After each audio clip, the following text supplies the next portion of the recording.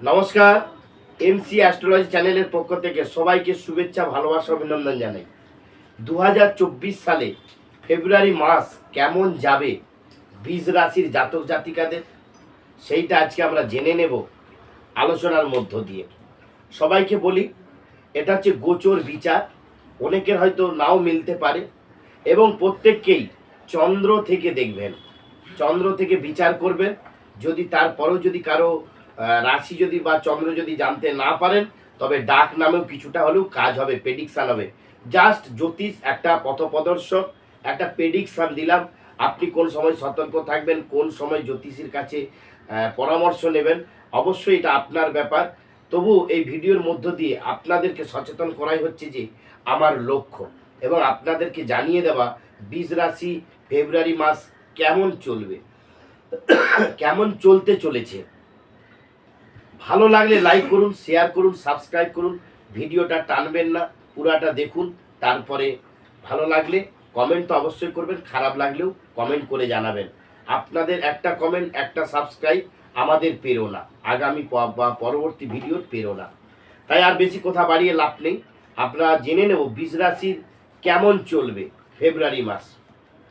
1 থেকে 12 তারিখ আপনাদের স্বাস্থ্যের প্রতি নজর রাখতে হবে। 1 থেকে 12ই ফেব্রুয়ারি পর্যন্ত আপনাদের শরীরের প্রতি লক্ষ্য রাখতে হবে, শরীরের প্রতি নজর রাখতে হবে অবশ্যই।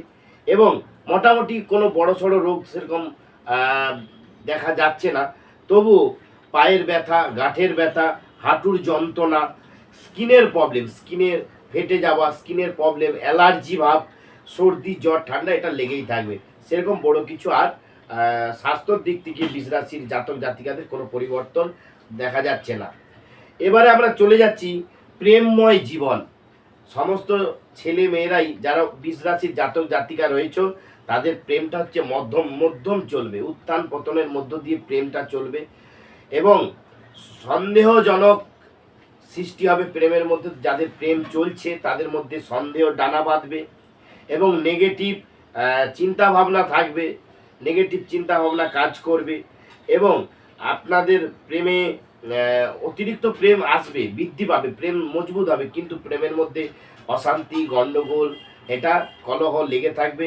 আপ টু আপনার ফেব্রুয়ারি 12 তারিখের পর থেকে একটু ভালো উঠবে, একটু ভালো যাবে, কিন্তু আবার 22 তারিখের পর থেকে প্রেম কিন্তু ভাঙতে থাকবে এবং অশান্তি একটা শুরু হবে। শিক্ষা 1 থেকে 12 তারিখ অবধি শিক্ষাটা খুব ভালো না হলেও মোটামুটি চলবে, কিন্তু 12 তারিখের পর থেকে অর্থাৎ 14 তারিখের পর থেকে শিক্ষাটা খুব ভালো হবে, কিন্তু নেগেটিভ চিন্তা ভাবনা মনের মধ্যে থাকবে।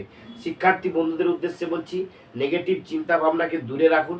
নেগেটিভ চিন্তা ভাবনা, হঠাৎ হতাশা হয়ে পড়বেন, কি করছেন, কি করবেন, কি ভাববেন, হ্যাঁ এটা তো করে এসেছি, এটা কেন লাগছে না, এটা কেন হচ্ছে না। বিশেষ করে আমার এইচএস এবং মাধ্যমিক ছাত্রছাত্রীদের উদ্দেশ্যে বলছি, যারা বীজ রাশির জাতক জাতিকা রয়েছে তাদেরকে অবশ্যই খুব খেটে পড়াশোনা করতে হবে। হয়তো দেখা যাবে পড়ে গেছো এক, লাগছে আর এক, এরকম হতাশ হওয়ার কোনো কারণ নেই, ভেঙে পড়ার কোনো কারণ নেই। একটু ভালো করে পড়াশোনা করুন, একটু ভালো করে মন দিয়ে পড়াশোনা করুন, দেখবেন ভালো রেজাল্ট অবশ্যই হবে। নেগেটিভিটিটাকে সরিয়ে রাখুন, নেগেটিভিটি কাজ করবে আপনার মধ্যে। এবং যারা উচ্চশিক্ষায় পড়াশোনা করছেন তাদের উচ্চশিক্ষায় মোটামুটি খুব ভালো একটা রেজাল্ট না হলেও বাইরে যদি যাওয়ার চেষ্টা করেন, বাইরে যদি শিক্ষার জন্য যেতে চান অবশ্যই যান, সুযোগ সুবিধা রয়েছে। ফেব্রুয়ারি মাসটা আপনার জন্য শুভ। তবে 14 তারিখের পর, 14 তারিখ থেকে 22 তারিখের মধ্যে যোগাযোগ করুন।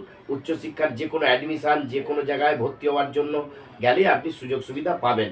যারা চাকরির জন্য প্রিপারেশান করছেন, যারা চাকরি বারবার করেও পাচ্ছেন না, তাদের যদি এই ফেব্রুয়ারি মাসে যদি কোনো পরীক্ষা থাকে, কোনো এক্সাম থাকে, কোনো কম্পারেটিভ পরীক্ষা থাকে, আপনার প্রতি রেজাল্টটা আপনার হয়েই হবে। ভাগ্য আপনার প্রতি রয়েছে এই ফেব্রুয়ারি মাসে।